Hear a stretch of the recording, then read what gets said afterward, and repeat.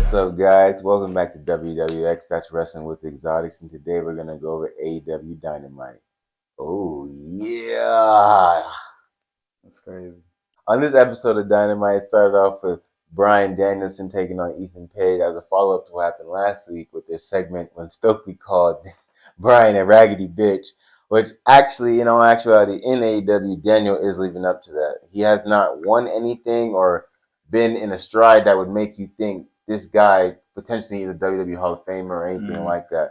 So seeing him take on Ethan Page was great because he whooped the shit out of him and he showed that he was on this extreme. He was almost like a Terminator technical savant. He was not playing with him. He's breaking down each limbs.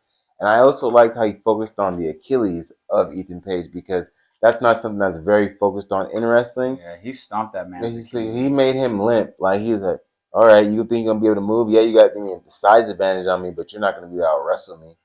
And he exposed him. Bryan Danielson clearly got the win, and you could tell he wasn't coming to play any games because the whole match he was straight aggressive. He even was stomping this man like he was the ground. Like, he treat these niggas like the shit that he walk on. And not how he normally will stomp niggas. No, like, it was intense. He was trying to really stomp him in his face and lower chin region.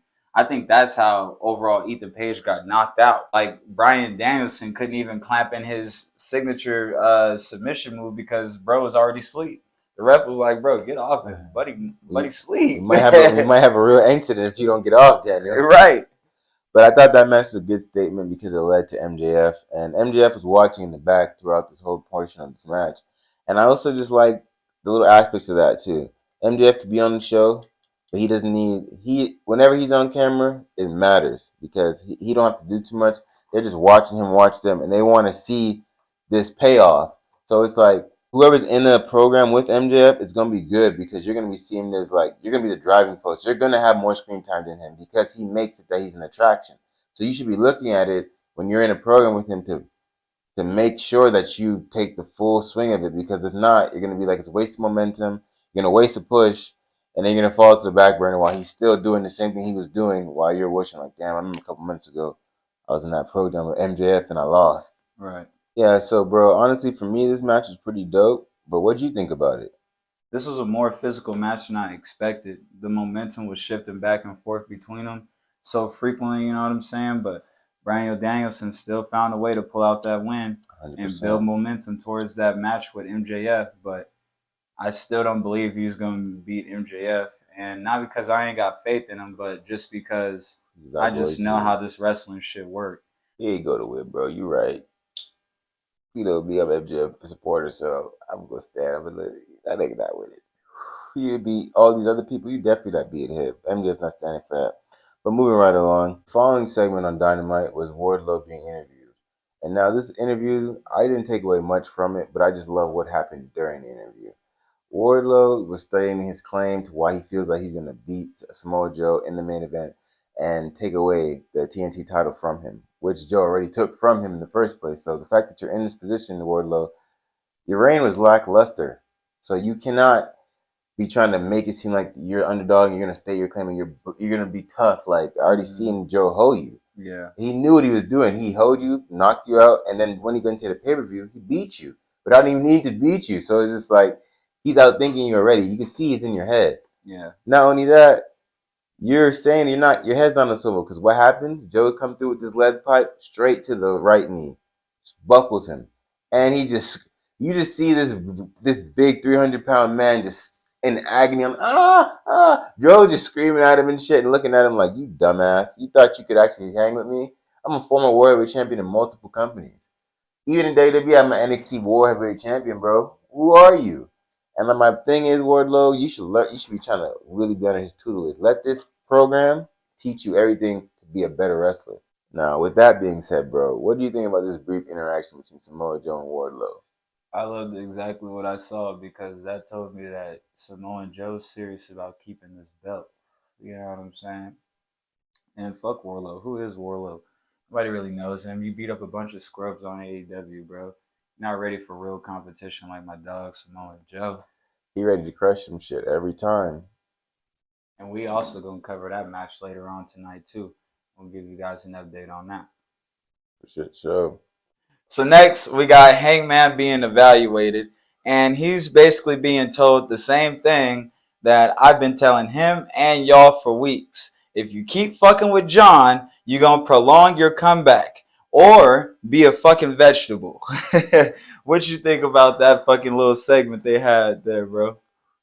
I saw the intensity, I saw the drive, and I saw the motivation in those shaky Yeah, I eyes. also saw the drunkenness. As soon as they said John's name, I'm like, what? Boy, that's CTE. And you need to chill out. John Moxley is the last nigga you should be trying to fight on your first match back in AEW, bro. That shit is crazy. That shit ain't Honestly, crazy to you? it's crazy, but that's why John's gonna have a newfound respect for this Hangman because he thinks shit is sweet. This shit is cool. You gave this man concussions, and you know he's weak, quote unquote. Excuse me. So you think it's prime for the taking? Once Hangman is cleared, you think he's gonna let John? Obviously, John Moxley's gonna take shots at his head, but Hangman's about to fuck him up. We're about to see John Moxley loves to bleed, right? Well, Hangman's gonna definitely make you bleed, bro. Especially fucking with his family. You can't remember his son's fucking name and shit like that. You see, you got niggas laughing at Hangman. So it's on, John. You know, you should know what it's like to be laughed at. They had you taking shots in your ass at fucking WWE on camera in the doctor's office. Hangman would never. He just likes to get drunk and say he gets anxiety. Nigga ain't over there in the doctor's office talking about I got the vaccination, pulling up your pants and I'm safe from all of you. What the fuck? What the fuck was that? And you signed off on it. I don't care if that's the reason you left. You still did that shit. Weird. And you're about to get exposed by Hangman. But that's all I'm gonna say, because Hangman's gonna let that be known January 11th in the forum, the Kia forum to be exact, of Los Angeles, California. So you guys look forward to seeing that Dynamite, because I am definitely gonna be tuning in to watch Hangman whoop his ass. Yeah, I'll tell you right now, bro. Hangman's not winning that first match. Because why are you fresh off an injury, fresh off a CTE, and you're beating John Moxley, someone who's been fresh, mentally stable, and wrestling nonstop for weeks on end, having great matches? And Hangman's been out of action for months now. So the ring rust is going to be there because it was already there before he got injured. So it's just going to be twice as rusty. I don't see him winning the There first is no match. ring rest. Don't listen to this But nigga. but the next match that they have, because they will most likely have another match after that, I could see Hangman winning that because he'll get some sense knocked into him in that first match.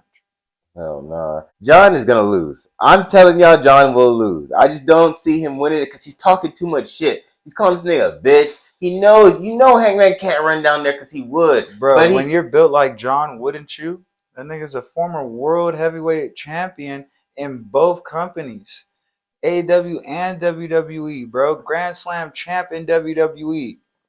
He has a laundry list of accomplishments, and you're pinning someone that's lesser than him against him and expecting him to not be who he is. Like, you don't be mad at the lion for acting like a lion. You got in the lion's den and you got fucked up. That's your fault. Don't be mad at nobody but yourself that you didn't come prepared, that you didn't set yourself up properly so that way you're not getting dropped on your shit.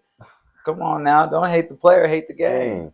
But you know what? I don't hate John. That's the whole thing. That's why I just know that Hangman's gonna win. Speaking of John Moxley, the next match was John Moxley and Claudio versus Top Flight. And I don't even feel right calling them the Black Liverpool Club anymore because William Regal fucked all of that shit up. But anyway, all I really have to say about this match was Top Flight looked like a legitimate tag team. You know what I'm saying? You could tell they have real championship aspirations. And they were holding their own against two former world champions. Claudio still being a champion. So even though they lost, they still put on a great performance and they probably just earned themselves title shots. And in my opinion, this is definitely the tag team that you want to be the face of your division no matter what company they're on. WWE, Ring of Honor, AEW, New World Japan. These boys just got the look, they got the move sets, they got the finisher, they the perfect package. So yeah, I would love to see them move up in the company and take them fucking belts away from the Acclaim. Just to follow up on what you said about Top Flight specifically, I feel like they are a great tag team, and I feel like this was a good move for putting them back together and focusing on them in the tag team division in a sense because I don't like how Dante Martin was he's like when I see him as a singles wrestler, I know he's gonna take the pin. I know he's just there to do some cool athletic moves, and then the rest of the match he's just getting beat down. His move set of when he can do those moves, the span is only within 5 minutes, and that's not good because the majority of his matches are 10 to 15 minutes. So the whole time, I'm just like, when are you gonna show me that you can win a championship on your own? And sometimes it does take going into that tag team mode to just get the sense of holding gold or getting in that conversation to build to up start that getting you in the gears of what you think you need to work on to focus to actually win, right. because you have a tag team partner telling you like, or you're seeing them how they're winning. You know what I mean? So Yeah, it's good to have that experience too. I feel like him being in the tag team division right now is building up his own personal experience. So I feel like when he's done with this chapter in his career, he'll then be ready to hold singles gold. yeah, I agree with you on that. But as far as the match goes, no. The Blackpool Combat Club, as he referred to earlier, I just find it so crazy how every match that they have is so hard hitting, like in a different way. Because we saw Daniel earlier, even though he's kind of like estranged right now from the group, completely violated Ethan Page, and this man's twice his size. Oh yeah, he Now, violated him. yes, now John and Claudio are twice Daniel's size, and even in mass too, not just in height. Now these guys have the most opposite fucking styles because All three of them do. even though John has somewhat technical wrestling ability, he's not that technical. He's just very loose and hard hitting, and the way he goes about doing these moves comes off in a technical fashion because he has that background, so he knows. Yeah, I kind of throw a sloppy right hand, but if I just step to the left when I do it, it's gonna hit you right on point and knock you the fuck out. John is very innovative. Yeah, he's very innovative because he's just trying to fuck you up. Now Claudio, he knows he likes to do those European uppercuts, and he just likes to do the swing. So his move set's more so like he involves his strength, and it's not even necessarily hitting you yet. It's using you the force of of gravity against you. So just watching those two as a tag team, like damn it. What if they were like, let's go for the tag team titles? You know what I'm saying? Just show like that would be That would be fucking crazy. crazy. That would be way more crazy than fucking Claudio and Sheamus as a tag team, bro. Yeah. I will say I would enjoy John and Claudio more than Cesaro and Sheamus. 100%. But I mean, shit. Not too many people are better than the bar because they are the bar. Facts. Yeah. So honestly, I think that this match showed a lot of credibility towards the BCC, just as the fact that they are former World Heavyweight Champions tag teaming, showing the range that they can step down out of the main event or upper mid card and step to a whole different division. Yeah. And as far as top flight goes, I think this showed you guys have hella potential to actually be the AEW tag team champions. I want to start seeing you guys work towards that. Because honestly, I'd rather watch you in a match than your Acclaim because they're not as technically savvy as you guys are. Yeah. And it's very. You know what? Now that you say that, what I think is the problem with Top Flight, I don't think the niggas are as nice on the microphone, obviously, as the Acclaim. So like, I feel like that's kind of slowing up their progress. You know what I'm saying? Like, I don't hear Dante Martin speak a lot. No. You know what I'm saying? He's always just kind of in the background, smiling or just quiet or just taking, assault. So I feel like if they work on their mic skills a little bit more, that's the only thing that they're missing, really. Yeah, because they just need promo work. As soon as you said that, low key, like a light went off in my head. I know he's gonna say that they can't cut promos and shit like that, and that's really what it is. Max Caster is a prime example of what he lacks in wrestling ability. He makes up for what he's able to say and the fun little bits he's able to do on the mic. Even simple as though like him coming out to the ring and his microphone was all pink and silver, like has to do with the attire. So that way he has merch that's gonna be able to go with that as an aesthetic of him. That's like an extension of him. Right. They Top Flight doesn't really have an extension of them besides that they're high flying and they put planes on a t-shirt and put Top Flight. You get what I'm saying?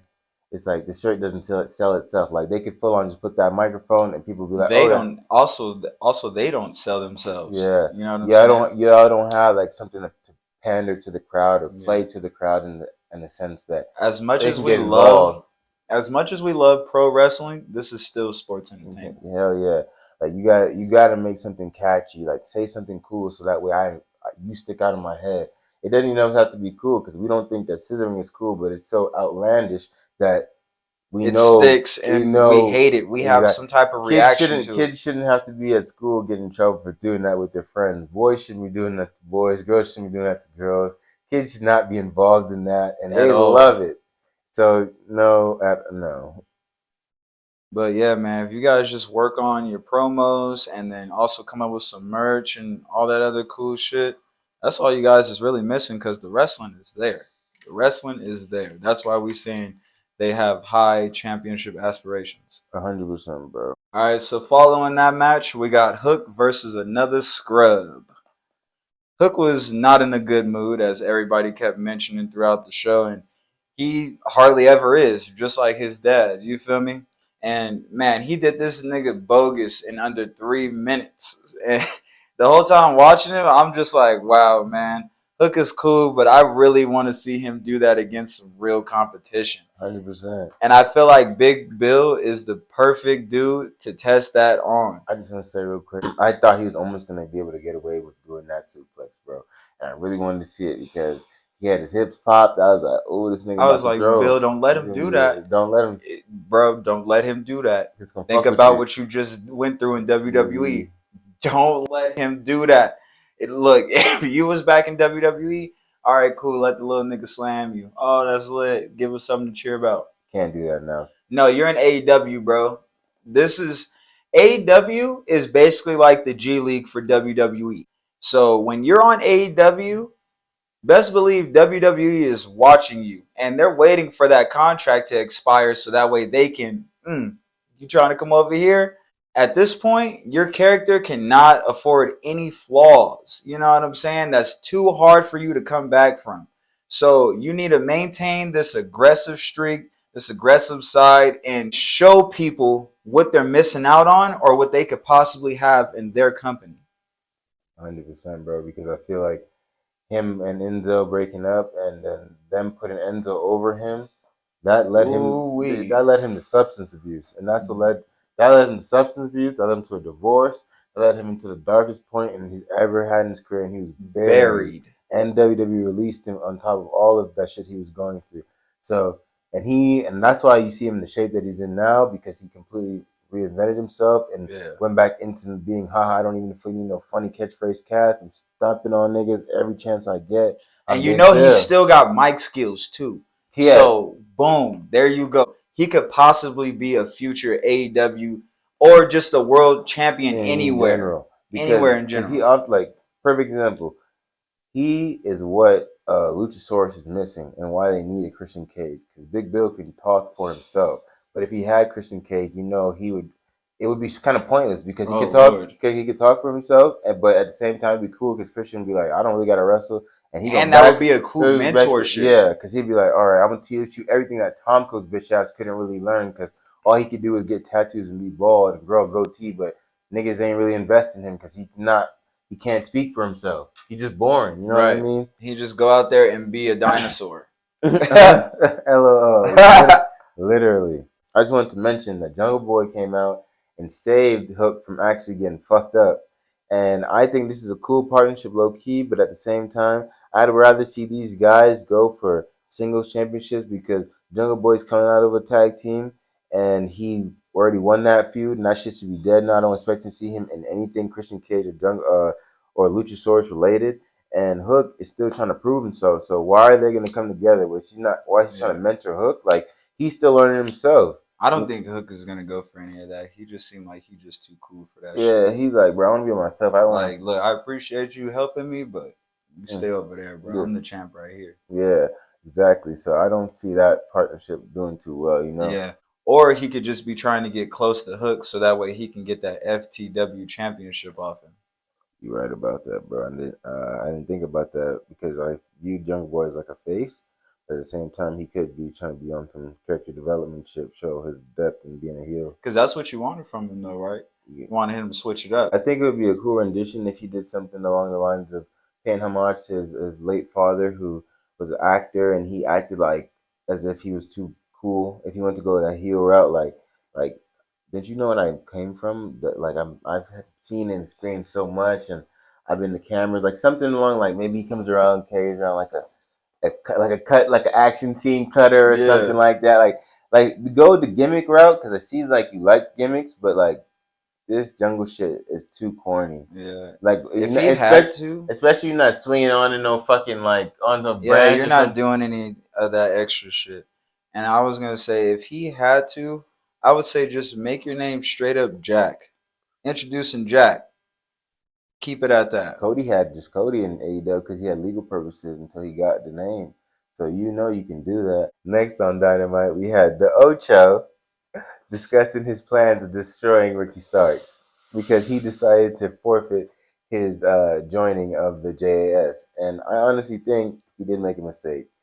Ricky Starks, you got to realize MJF is 26, and look how far ahead he is of you to the fact of how they can let him what they can do to your character on the screen, right? And you're still clawing and stretching. You're like 33, I'm not sure, maybe even 35. You need to any type of coattail you can think to resurge your career and put you in that perspective of a because you could jump over Sammy and the rest of the motherfuckers that trying to be Chris Jericho's number two because Yeah, because you have it more more than than them them. niggas. Yeah, He has it way way more more than than them, them. bro. Way more. So all you need is that little extra push. And Chris Jericho could have definitely provided you that extra push. Like, I know you don't want to kiss his ass and all that other extra shit, and hell, you don't have to. Most of the niggas don't in there. Well, except for Sammy. Sammy's the only one. But all the other niggas really be on their own shit. You know what I'm saying? And you could have been the same and have Chris Jericho backing you. And if you know, if it's one thing about Chris Jericho, he gonna win you a match or he gonna get you a If you belt. get co-signed by Chris Jericho, you're not losing. You're not losing. Not R often. RIP That's to for Lance sure. Cade. Do you remember Lance Cade Yeah. when he turned bad when Chris Jericho started wearing those suits calling people parasites and shit? Lance Cade was turning because he was getting him because he went to Shawn Michaels school and that was a part of the storyline before he passed away. And he started to go on this singles push and was starting to win matches. So if you have a Chris Jericho stamp, he has say so backstage with the writers to make you a star. Yes. So like you needed that. You That's what you see that needed. he's AEW Didn't you Seth what? Rollins. Didn't you wait and realize and see that MJF had a moment when he was in a Chris Jericho group? He was in the inner circle at one point. So Mm. that should tell you you trying to go your own route. You're doing it the wrong way, at You're least. doing it the wrong way because you're prolonging your way to the top. And you got to get past MJF to get to the top. And Chris Jericho was the only person that could make that believable, make that happen sooner than later, and possibly in MJF's predicted 6 month plus reign. Like, I think he could have shortened it to 3 for you. But, you know, you want to be on your own shit. It's really crazy when you think about it because he hasn't won enough outside of this promotion to make me think that he's a serious competitor. Because that's why MJF dissed him and said, go back to wrestling on YouTube. MJF was in the inner circle, right? And he used that to turn on him. So even if you would have went that route low key, it would have been better too, because that way Chris wouldn't have seen it coming. And that would have been another proven fact of Chris trying to be too cool and putting newcomers over everybody else in the JAS. You know Yeah. what I'm saying? But you failed on that, and I just think Ricky, you're gonna lose. I think you're gonna You're just lose. going to keep losing, bro. And you definitely don't want no smoke with the Ocho. He's definitely gonna whoop that ass come January 4th. AEW Dynamite. It's supposed to be a new Dynamite as well. I'm looking forward to see possibly a new stage, bro. So look out for that. For sure. Up next, we got Swerve and his new group, the Mogul Affiliates. These niggas look weird. I ain't gonna lie. Swerve was making me feel extra uncomfortable how he was trying to touch John Moxley's wife. I'm like, nigga, you better chill out for John come out Weirdo. here and bite your ear off, nigga.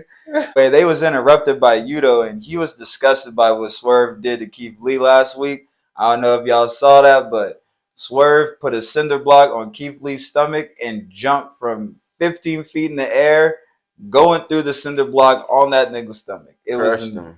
It was insane. So Yuto challenged him for a match on Friday on Rampage, and I just love how Swerve was just like, "Say less." Like he was just so cool about accepting the challenge, just showing that nigga, you're not affecting me. But I'm like, Swerve, all right, bro, you real cool for that, but don't play with Yuto because he not for games, bro. bro. He's just as nice as Daniel Bryan, if you ask me. So I wouldn't play with that boy. Not at all. That segment will lead us to talking about this amazing trios match between Death Triangle and the Elite. And not only was this any regular trios match, this was a trios falls count anywhere. This match didn't even start off in the ring. And I loved how that started because that was not a traditional way to start a Falls Count Anywhere match. They always do the introduction, at least one person first or something. They started fighting from fucking backstage. And I've never seen that shit. And they were in a fucking tiny ass hallway. Like, you literally, like, they just, like, they, like, on site, saw each other and started fighting. Yeah. Literally couldn't believe what I was seeing. I loved seeing Ray Phoenix jump from off the top of the tunnel. Hey, Ray Phoenix was shining this Mhm. match. I was like, okay, bro, Ray Phoenix is low key nice, bro. Yeah. He up next. Yeah. He up next. If there's any new Rey Mysterio out there, Ray Phoenix low key next. You saw that cutter that he did? Yeah, bro. His cutter is so fly. It's crazy. It's crazy, I ain't bro. gonna cap, bro. Phoenix is nice as hell. So that leads me to tell you, where's your actual take on this match, bro? This match was full of great moments, and everything they did before they got in the ring was a fucking highlight. The Elite was definitely going crazy in this match, bro, to push it to 7. But I really got to say, the Elite earned this win. They clearly came out way more determined than Lucha Death Triangle, like from the opening jump. And I feel like that's why it started backstage. For sure. They had like a look in their eye, you could say. I couldn't see a look in their eye, but that's how they were acting, as if, hypothetically speaking, like they were just doing anything and everything just to ensure that they made this to go to being a ladder match in match 7. And I think they're going to win it. I just feel like that because they never really got their chance to have this reign. And you got to look at it like they pretty much highlighted Lucha Death Triangle with these matches to show that they didn't have no suck ass reign because they beat them all those times. So I kind of feel like that's why the big payoff is going to be that comeback 3-1. Well, we'll have match 7 covered when it happens. Just make sure you guys turn on your post notifications so you can be up to date on that. Shit show. Also, we got to mention the Acclaim completely disrespected Double J singing this rap song and partaking in this music video, claiming that he hasn't been relevant since 2004, which I think is utterly insane. This man's a two-time Hall of Famer. Who the fuck are you guys? You guys are shaky in the ring still. The fact that you're in any program involving this two-time Hall of Famer, you guys should be trying to learn and seek tips any way you can from Double J, and to talk about Kurt Angle's wife, and he doesn't give a fuck about, by the way, so I don't even know why you guys brought that up. Yeah, man, I thought the music video was hilarious, actually. I think it'd be funny if Jeff Jarrett made a diss track back. Yeah, I couldn't see him really rapping. I see he got to be ghostwritten, or he'd make like a cowboy song and make a pun about the fact that they said he can't play that guitar, but he better play it over his head. They call him a slap nuts or some shit. But that was a brief little introductory to the closing segments of Dynamite. Because coming up next, we had Ricky Starks briefly mention what was going on with him and Chris Jericho, and how Chris Jericho doesn't like the fact that Ricky can think for himself, and people like that rub Chris the wrong way. But this leads us back to what we said earlier, Ricky. It's not really necessarily that. Chris sees the potential in you, but he feels like you need to be fine tuned. So you rebuking him, and especially if you don't win this match coming up on January 4th, you're gonna look pretty crazy. Do you think Ricky's gonna be able to bounce back if he loses, or what do you see from him? He should have went with Chris Jericho. 100%, I really agree with that because I'm interested to see the growth in him for 2023, but it will start off pretty shitty if he loses to Chris Jericho, the Ocho. Coming up next, we have our main event, as Mark Henry likes to say. It was Wardlow versus Samoa Joe. Now, if you guys remember, Wardlow was attacked by Samoa Joe with a lead pipe previously in the show. And when I want to say within the first 30 minutes of the show, Wardlow had a bum knee already. So Joe is announced to the ring. He walks in utter confidence to the ring. He waits around. He's pretty much assuming Wardlow's not going to come. He talks. He gets a microphone. He starts beginning to speak to the crowd and says, I am the king of television. I'm reigning. You know, the competition like Wardlow could never match to me. And then, of course, you know how wrestling goes. Wardlow's music comes out. He comes hobbling out. And I don't know about you, but I think seeing a 6'3", 300-pound man hobbling out looks pretty funny. He's been shown and presented to us like this big giant, like nothing can stop him. You know what I'm saying? So for him to be hobbled, Samoa Joe basically bent his frame out of shape and have him like in his head mentally, but physically attacking him and like making him look like he's a cruiserweight out there. He's victimizing him, basically, in a sense. Would you Yeah. say? I don't know how Wardlow's gonna bounce back for that. Overall, what do you think of the match? This match ended just how I expected it to, with Joe putting Wardlow to sleep. And I just love how at the end of the match, Joe went a step further and even cut that weird ass ponytail mohawk shit that Wardlow was doing. Following this match, Darby Allen makes his presence known by hitting Samoa Joe in the back with his skateboard. And I think this is one tree he shouldn't be barking up, because you seen what just happened to Wardlow. I was gonna ask you, bro. Do you remember if he hit him with the grip tape side first or the truck side first? Hit him with the grip tape side. Truck. I know that shit tore up his fat ass back. So it was like, ah. He looked like a brisket he liked to eat or something. Tore up. I agree with you on the sense of I don't know necessarily if this is what Darby thinks he wants because Mojo already ragdolled him previously 2 weeks ago. Do you remember that? Threw him all around outside. That he had used Darby's body as a weapon against him by whooping his ass and just throwing him all over the ringside of the arena. And he didn't even he peeled the ground back and dropped him on the ground. Yeah, So he did him so bad. he did him the worst. So I just don't think that's gonna be something we look forward to seeing from Darby in a positive sense. But who knows, man? What if he's able to like switch it up and somehow they're trying to repackage Darby, but not repackage him, but like give him a new spark. You know what I'm saying? Make him be able to have that push to actually get from being okay. I'm a really good mid carder, but I want to be that underdog, Rey Mysterio type. I'm in the heavyweight division, but I have no place in it. But I want to win matches. I'm not saying he could be as legendary as Ray, but you know he fits that build as like a underdog that needs to overcome all odds. You know. Yeah, for sure. What did you think about Dynamite entirely as a show this week? Overall, give it a strong 8, bro. It was paced very well, and I know outside of the show, you told me that you had a problem with how last week Dynamite was very boring, and this week, you even told me that it was a better pace. You enjoyed it. You were entertained. Even the acclaim you don't really like, but that little rap that they had you like you had to admit that he had some bars, you know. So I think if they can play to their strengths more often, like situations like this, and continue with the storytelling, it can improve the overall product. What about Yeah. you? This week's Dynamite was definitely an upgrade from last week's show. More action, more exciting matches, and the main event was actually a main event. Can't complain. I gotta agree with you on that, man. It didn't have that best match at the beginning, and then we're gonna do the worst. Don't get me wrong; they started off the show great with Bryan Danielson versus Ethan Page, but that's a good starter match versus how they would have probably put like if it's John Moxley or someone you know as a well-known heavyweight champion. Don't have him start off the match because then it's like, why am I gonna watch the rest of it? Right. And that was our overall review of AEW Dynamite, and now we're about to get into AEW Rampage. And to kick off AEW New Year's Smash, it began with an All Atlantic Championship match between Orange Cassidy and Trent Beretta. Now, honestly, they're best friends as the name of their tag team and ensemble together. But I thought Trent Beretta displayed a really good showing because I remember him being ECW back in WWE around 2009. And I always wondered his ceiling was why was it so low because he was also in a tag team, but I saw him more of as a singles wrestler. So for him to show what he did in this match against Orange Cassidy, bro, was pretty cool. Orange was really like you can see he's putting over his friend in a sense because like giving him the highlight, like look AEW push him by himself, Chuck Taylor sucks type shit. But at the same time, I knew Orange was gonna win because he just has that undeniable personality and his moveset's just way better, you know.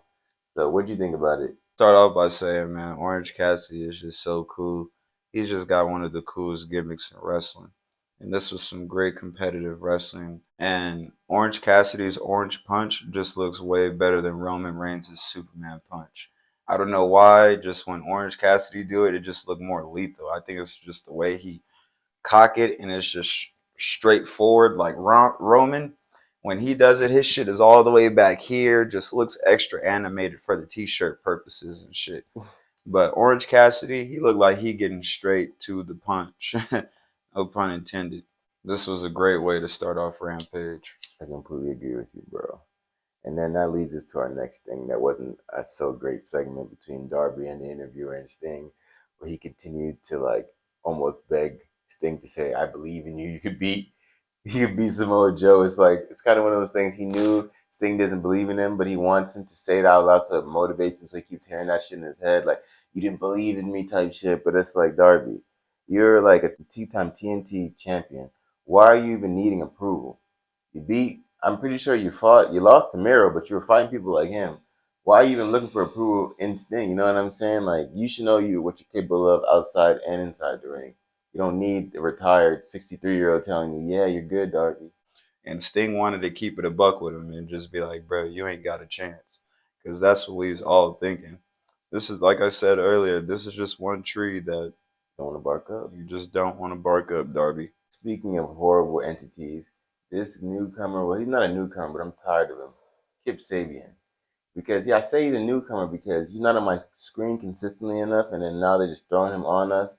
And then like he had for a while where he was in the background and shit, wearing a fucking paper bag with drawings on it and shit like that. Now he's trying to go for the All Atlantic Championship and wrestle Orange Cassidy. I'm gonna be honest with you, bro. You're not on Orange Cassidy's level nor lane. He put on one of the greatest matches I've seen last year against Will Ospreay. Although he did not win, it was very concerning. You thought he was about to whoop that nigga's ass. You didn't think or he was about to beat Orange. So I'm like, how do you feel like you're on the Orange's level and you haven't had any main event match status at all? I was really about to say, bro, he literally just looks like a scrub. Like you're not educated. Your accent, I don't even know if you're really British. You had the same amount of potential as the nigga that you wrestled. And then you do an Orange Cassidy moveset. You're only highlighting him. I guess I know that's the thing that's been done throughout the years with heels trying to show like the move. I can do your move better, but you did not do that shit good. Motherfucker sold the shit out of that shit, and he's a scrub. I don't know who that fucking person is.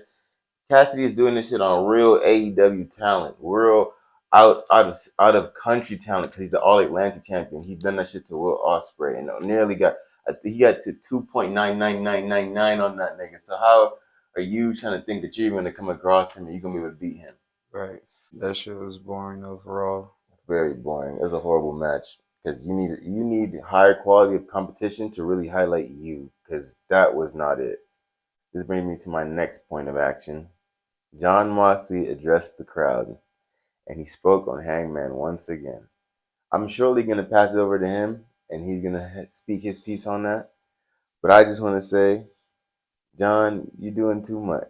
You're over here trying to highlight, trying to make it seem like you're this and that. You're not the bad guy. First, not to mention how you were pro. Hope Hangman's okay. I hope he's gonna be able to see everything because you know got a kid. Now you're acting like this tough guy that purposely Yeah, tried to hurt why? him. Because Hangman keep coming out every fucking week and trying to do him bad, bro. Nigga try to be cool with you and tell you, yo, my bad. I ain't wanted to go like that. We trying to be cool. And then after that, you come out attacking me for the next 3 Because he said weeks. some dick's head shit after he tried to say that cool shit, and I spoke upon that shit. How you gonna try to be cool and then say some asshole shit, try to build your character off of potentially really hurting somebody? Again, that goes back into understanding what business you in, Businesses. bro. You can't be crying about that. That sounds like some pussy ass shit to be It's mad not about. about crying about it. It's like we already know why you're addressing it. You don't. The fact that you address that he feels some type of way, or like you want to make sure he's good. You know you fucked up. So don't. So just keep it at that. Don't try to make it seem like you're part of like you plan to hit him that hard. No, you didn't, because the match would have kept going. So you got the same He time. didn't plan on it, but at the same time, he's telling you, bro, you know what the fuck is going on. You know what you signed up for when you get in between the ropes. It ain't my fault. You seen the lariat coming. You ain't move. What you want me to do? Yeah, this is further my point that he's kind of like putting the nail in his own coffin because he's thinking I'm ready about to seize you up. He's like, I feel like everyone's looking at it like, oh, John's a shark and he smells blood in the water and shit like that, and then he's backing Hangman into a corner. Hangman might put that nigga in a concussion, might put him out for some time. No one's thinking about that. Everyone's Because thinking it's not possible. Look at how that nigga's built. He's fragile. He's sensitive. He's emotional. Okay, he's not beating a nigga like John Moxley, bro. John Moxley's emotional. Yeah, in a manly fashion. Cowboy is over here hating on some female shit. Like, bro, you mad because a nigga did a wrestling move on you and it didn't work out. Bret Hart. Nigga emotional over some lame ass shit. You're gonna let your whole life go by hating this one nigga because you ain't move out the way from the lariat. That's crazy. But what if he wasn't supposed to move? That's the thing. These moves aren't. Bro, even if you're not supposed to, you're still supposed to know how to fall. You're still supposed to know how to take that move. You're still supposed to know how to sell that shit. So, like, at the end of the day, this is a part of wrestling. It's a part of the business. And a nigga talking shit and bragging about what he did to you, that's what comes with the fucking business, bro. So, like, instead of getting mad and attacking the nigga every fucking week and keep prolonging this shit, have your fucking match and leave him the fuck alone and move the fuck on, because that's all John Moxley wants. John Moxley ain't fucking with this nigga at all. He don't even understand. He almost forgot why he was even being attacked. Like, why does he keep coming out here after we already done spoke on it? We already done fought. What? Why are you still on my nuts, bro? He's gonna get beat up. Bottom line, I'm loving this. I can't wait to see the big payoff, and I just know John is not gonna win. I don't care who wins at this point. I just want this shit to be over with, because John Moxley got other shit going for him than beefing with Cow Bitch. The only reason why Hangman was leading that company was because back then AEW ain't have no money to go get them real niggas. And notice how every time they sign a WWE contract, that nigga is AEW champion. Only one time. John. CM Punk. Chris Jericho. Yes. I just named 3. It's only one. Only one. I only count CM Punk. That's a thorough WWE guy. Jericho has proven many times he will leave that company and go do other shit. So I don't just see him as only that, even though he is the first ever undisputed champion. That doesn't dispute that. But at the same time, he walked away from that because Claudio. He's never been a world champ. He's only been mid. Ring of Honor. He's a Ring of Honor. Wow, because he had to leave WWE. So. Exactly. So that goes into what I just said. As soon as AEW get their eyes on a WWE nigga, here is your belt. Please run my company. Save us. Because niggas know you. Exactly. Save us. Because niggas know you. Come take this Ring of Honor belt that is associated with AEW. Lead us. Bro, stop. I wouldn't think he's being led, bro. I wouldn't think that he's leading shit, because look at what Claudio got. He'll never when you put a belt on a nigga, that's what when you put a belt on a nigga, that's what you want him to do. Lead the company. Roman is the face of WWE. Seth Rollins ain't the face of WWE. He ain't got a belt. I mean, look at it like this. How long? You know how long the face of Ring of Honor. Do you know how long John Moxley was the face of AEW and never held the belt, bro? And like, it took him a long time. He was like the heart and soul. I'm talking about after his first one, he didn't hold the belt for a long time. That's crazy, because I always looked at the Ocho as the face of AEW, because I didn't know what the fuck AEW was until I heard Chris Jericho was on that bitch. And I'm like, Chris Jericho's not dead and he's still wrestling? And this is what he's doing after you just made my list. So I'm like, I gotta see what's up.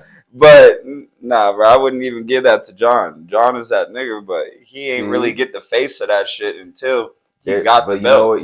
Nobody gets the face of anything until you get the belt. But you know what's good about AEW? There's multiple people you can say that is the face of that shit. I know, but if we're talking about how wrestling is straight up and down, if you have the main belt, you are the face. That is true, man. That is true. Speaking of somebody who is a face that runs the place, I say, especially for the women's division, I say Jade Cargill is the face of that women's division. Even though Jamie Hayter is cool, Jade more so does the promo, does the interviews, does the special appearances that are legible, we can say. So I feel like she's a face. Her match versus Carrie Hogan, what do you think about that? Like, honestly, it wasn't the best for me. I thought it was whatever. I don't think she's enough competition for Jade. I think Kira put up enough competition to make it watchable.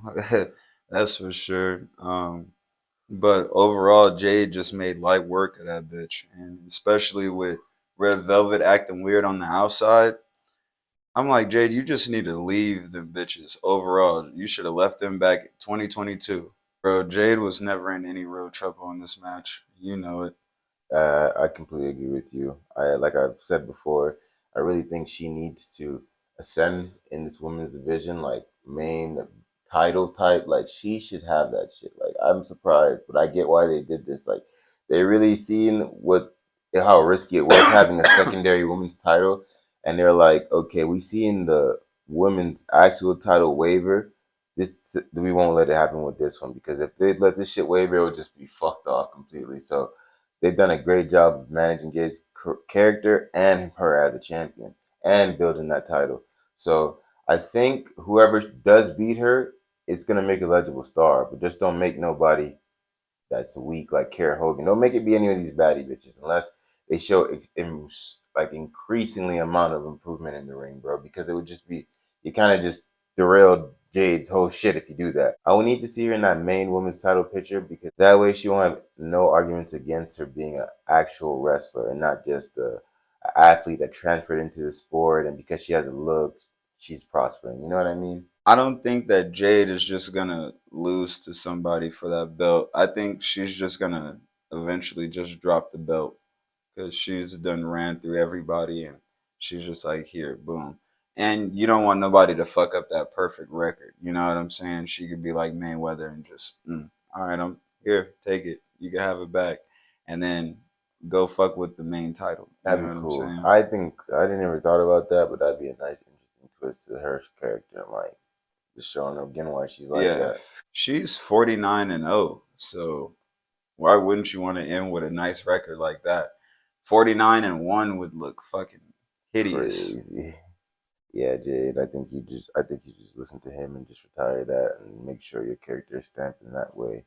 You know, they have Oh yeah, she'll be technically one of the greatest women's champions of all time, or the greatest women's champion of all time.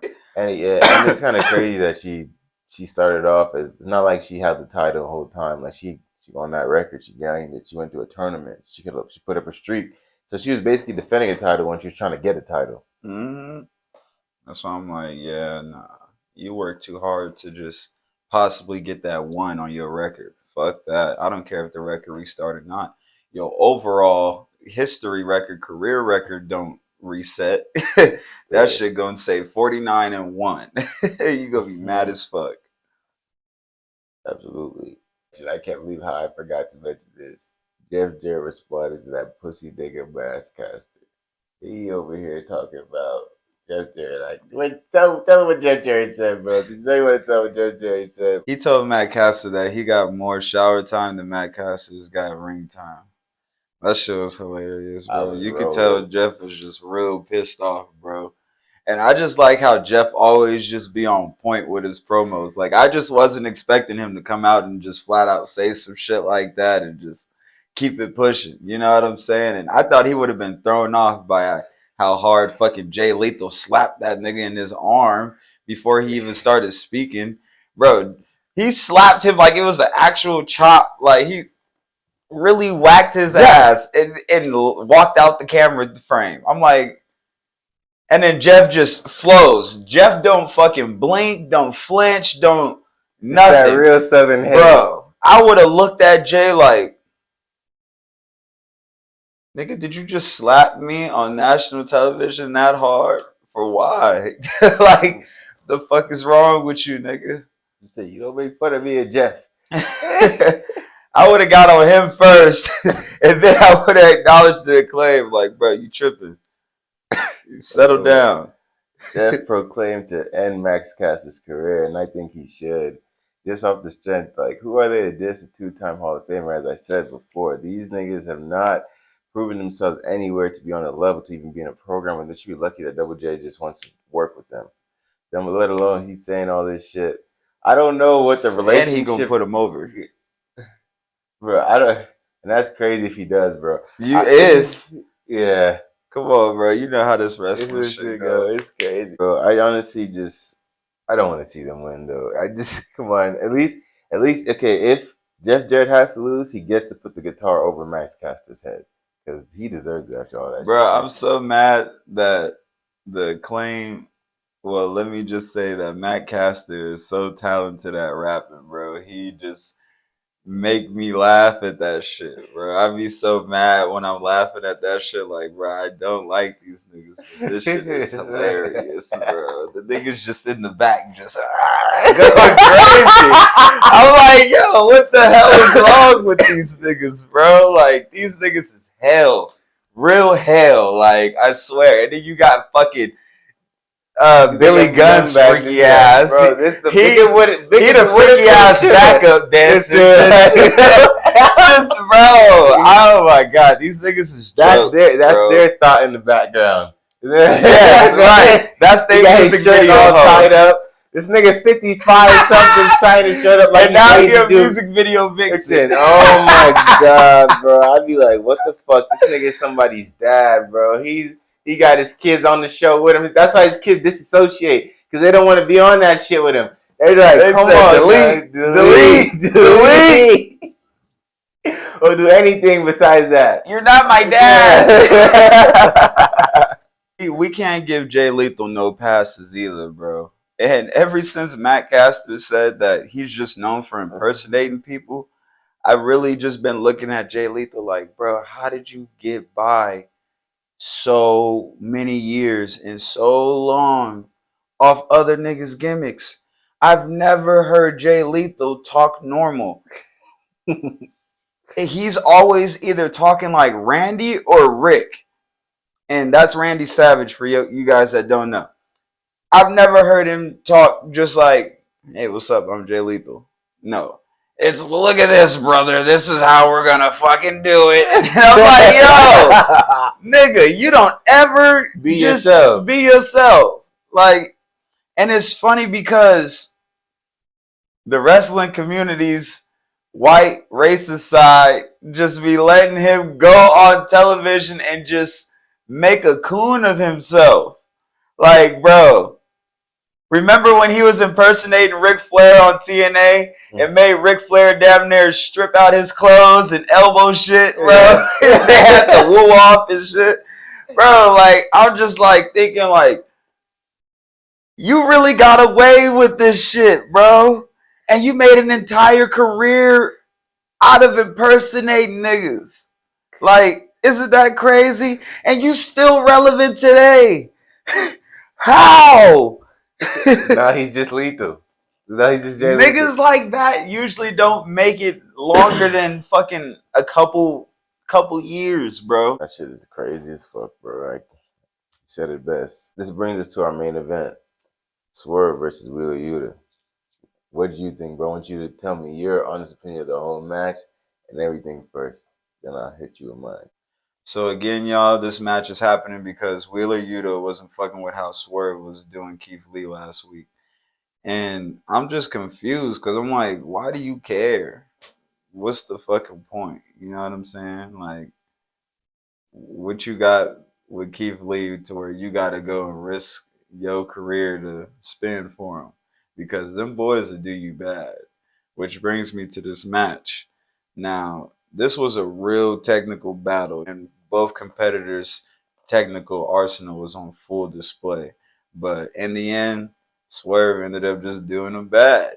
Even though the match was won via low blow, I just can't hate on it, bro, because the timing and the consciousness of the wherewithal to know when to do it and how to do it is just genius. You know what I'm saying? That's why when MJF did it in his match, I just couldn't hate because it's like, okay, you could clearly win clean, but you're also showing your in-ring capability and comprehension. Like, oh, okay, if I finesse the ref this way, I can kick you in the balls and really do you bogus and win and embarrass you. Hey, that's My a dog real knows how to heel. win multiple ways and check off a lot of things while he's trying to diss you all at once. And that's why I fuck with MJF, because he did exactly everything you just said, bro. I like when a heel can finesse it like that and make it look cool and make it look clean. It don't have to look Like, cheesy. This match was also cool because Swerve didn't need the help of anybody. He did this shit on his own. His goons were there, but you know, he still was like, I'm gonna handle this shit on my own. But yeah, man, that's why I was rocking with this match overall. How about you? What'd you think about it? Honestly, bro, it was a good match. It was a good way to end Rampage. I feel like both of these guys showed they have excellent capabilities to take it to the next level and actually be stars. Both have technical in-ring awareness and have that ability to captivate the crowd. And I feel Swerve is just more ready right now. Wheeler needs more character development. Because Swerve hasn't beat on the microphone, you know what I mean? Yeah. And he has those moves where it's like, ooh, wow, like did you see that shit? You can see Swerve easily being on a highlight reel. Just something we swipe through Instagram versus where Wheeler isn't gonna have an armbar. Looks we know because we love wrestling, we pay attention to shit like that, but not the average person not gonna know what the fuck he's doing. You know what I mean? Yeah. Overall, I give the show an 8 out of 10 because I feel as though it was paced very well, just like Dynamite was, and I think AEW is treading more positively in that aspect, and that's something that we've been wanting to see more. I gotta say, bro, Wheeler Yuta should have just really minded his own business because now he might have a number one contender in Swerve. He just beat the pure Ring of Honor champion. That's a pretty good first singles belt for Swerve to go and get on AEW. I wouldn't mind that at all. And you seen how Swerve handled Yuta. You know what I'm saying? It didn't look like it was too bad. You It know, wasn't it even was like too much work for him. it was a technical battle, but Swerve in the end was just like, I'm gonna really flex my ring knowledge on you and show you that, bro, I'm technical and I can finesse this match any way I want. My overall show review was similar to my review of Dynamite. This show was just way better than last week's show. It had way better wrestling, way better matches, you know what I'm saying? It's just more entertaining. My favorite match of the night was Swerve and Yuto's match because I just didn't expect to see Swerve actually match him when it came to wrestling technicality. You know what I'm saying? It looked like Swerve was just always one step ahead of him the entire match. So I was fucking with that match. But overall, I'd have to give the show a 7 out of 10. The only part I didn't like for real was Saban's match. And after that match, when Preston came out and he was talking about how he was belittling children and shit on television. Preston just kind of remind me of a bisexual Jake Paul, don't he? Like, he just looked like a little fairy. Like, you be doing a little freaky shit on the low, bro. Like, Yeah, yeah. He's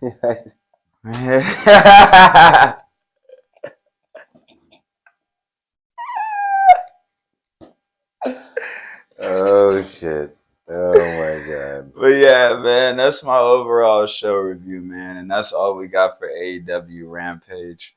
We appreciate you guys for watching, man. This has been another great motherfucking episode of the best podcast on YouTube right now. It's your boy, the franchise kid, franchise Jerry. Think I need to figure you out. You know what the fuck it is. And you've been watching Wrestling with Xotics, man. Make sure you guys also like, comment, and subscribe, man. Share this shit with the world, y'all. And turn on your post notifications so you know every time we drop a track. Peace.